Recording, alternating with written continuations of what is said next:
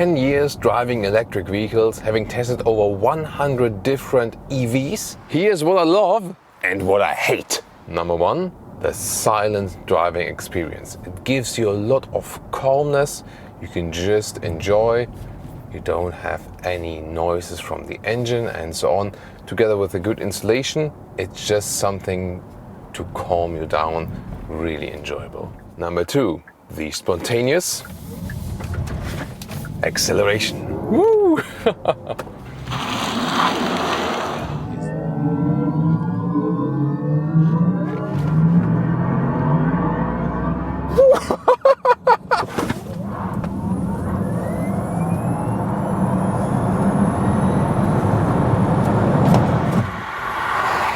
Yeah, it's really a thing.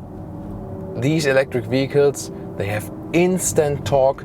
You always get great acceleration, even in low entry versions, even if they just have rear drive or front wheel drive, then the performance all-wheel drive models. And on paper, they are super quick and maybe even make supercars almost obsolete, because some compact EVs have acceleration figures of supercars at a very comparable low price level already. Number three, the efficiency. An electric vehicle translates the energy into power on the road, on the wheels, whereas combustion engines create so much waste heat. Indeed, electric vehicles are way more efficient. And number four, the environmental aspect. Yes, now it gets a little tricky. Recent studies show that electric vehicles are already more sustainable and more efficient, use less resources just after they have been running, like 20-30,000 kilometers. And then they're already better than combustion engines, even if they run on fossil fuel produced energy. Even better, of course, if they run on renewables. But the thing is, to me, it's not about the argument at this moment, but rather in the future. So even if the gap between electric vehicles and combustion engines would not be that large yet, electric vehicles have the potential to be way more sustainable in the future when the battery production gets cleaner, uses less resources, or maybe the raw materials used for the batteries are even better, or let's say have less impact while production and so on. Yes, the battery production at the moment is the biggest problem for the electric vehicles as for the sustainability factor. But the thing is, newer technologies can solve this, whereas combustion engines are basically almost at the end of the development cycle. So to me, the most important aspect is indeed the potential for the electric vehicles to be even more sustainable in future. Plus, there's already the effect that electric vehicles, the whole development, creates this kind of rethinking atmosphere. For example, the interiors of electric vehicles are often already more sustainable, less animal materials are being used. They are looking at all the supply chains. So when the manufacturers are producing the electric vehicles, they are more aware of things, they are looking at more things, they try to improve the things even more, and customers are also more aware. It should be the same for the combustion engine models, yes, but the electric vehicles, they started this rethinking, so I think that's also a very important aspect. Number one, infrastructure problems. Yeah, recharging, sometimes it's easier, sometimes it's very complicated. First of all, the public recharging, maybe especially in your country, there's not enough infrastructure yet, especially as for fast charging stations, and sometimes you're lacking on range, and then you arrive somewhere in the middle of the night and say like, okay, this is my last chance, but is this charging station working now? I've had so many experiences like, maybe I have to say overnight here, oh, glad it's working, and then it's fine, but it's so close sometimes and it's really stressful, and charging at home can also be a big problem indeed. So my story with charging at home is I started just using the normal household plug, recharging like 10 kilometers of electric range per hour, just with a very long cable from the garden to the parking lot. Of course, didn't make too much sense. Then I tried to install a wall box in the basement garage. But then some of the co-owners of that huge basement garage just stood up and said, and literally, electric mobility is the devil's work. And I'm a lawyer and I will fight against this, blah, blah, blah, blah, blah.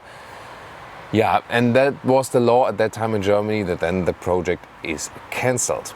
That has been changed meanwhile. The law is friendlier towards electric mobility, but still it takes a lot of effort if you have co-owners of something. If you have your very own house, it's not a problem, you can install that. Yeah, but in other cases, it's really tricky also to get a charging possibility at home. Or maybe you just have a small flat and then it becomes an even bigger problem. Maybe you can't do anything or something. So infrastructure is the number one problem for electric mobility, I think, and especially this kind of risk recharging that you get in situations where you don't know exactly if you can proceed. Number 2. Range anxiety. So when I started doing EV reviews, I had electric vehicles with about 200 kilometers or 125 miles range. Yeah, that was some tricky thing and it didn't make much sense. Meanwhile, we're more towards 400 kilometers, 250 miles of real range for most electric models. That helps. Still, would anyone have bought combustion engines with this kind of fuel range? Never. So I'm expecting from an electric vehicle that I can also use it on longer trips, at least that I can drive some 500 or maybe even 600 kilometers.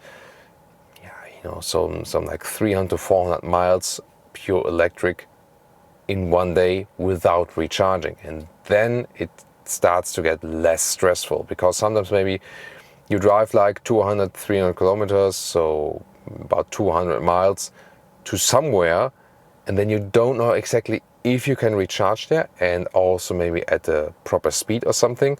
Yeah, and for these cases, it just needs to be possible to go to that place and also back again and then recharge again at home. Yeah, if it's not the case yet, then of course for secondary car use, okay, just for the city, fine, you don't need a huge range. But come on, don't most of us want one car that also serves most or all purposes? Well, there's also the aspect that the sound is missing, because with a combustion engine, especially 6-cylinder, 8-cylinder or so, it gives you this special gut feeling, of something very common, low frequency, sonorous sound. This also calms you down in a way, or can evoke emotions. And the sounds in the EVs, yeah, sometimes they are really artificial and futuristic, and it's really spaceship-alike or something. They start also to include something like more combustion engine-alike sounds, like here in the Genesis GV60. However, I feel that there is a need that you can just pick, hey, today I want a V6, today I want the V8 sound, and then I don't have to miss anything if I like it, or if I prefer it, just turn it off again. And number 4, the unnatural feeling of electric vehicles. Boost button here to boost the power, pedals to change recuperation, and the driving modes electronically change how much power is applied. Acceleration, settings, recuperation. Most of the things in the electric vehicle feel kinda artificial. You don't have this natural connection to the vehicle. You don't have a certain gut feeling. So it's something very subjective. It can be good or can be better. It's really subjective. But sometimes this, special power curve in a combustion engine more translates into a more natural driving feeling, because it's not that perfect. An electric vehicle sometimes feels too perfect and too linear. It feels like it is a machine, like a perfect robot. Whereas combustion engines, which are obviously also machines, more tend to feel a little bit less imperfect and therefore more human-alike. Do you know what I mean? Well, and that is to me a thing that can be emulated with electric vehicles, but no one has done it properly yet. I think that most of the disadvantages of an electric vehicle can be solved just by using software and this kind of emulation program for people like me, who really embrace and appreciate all the advantages of the electric vehicles, but maybe, especially for a transition period, want something of that old spirit, these old emotions, and we can also have that with EVs. It just needs to be maybe implemented in a better way. Or what's your take on that? Please leave me your feedback, what you love and what you hate about electric vehicles. Let's discuss it in the comments, and also tune in to our recent electric vehicle episodes.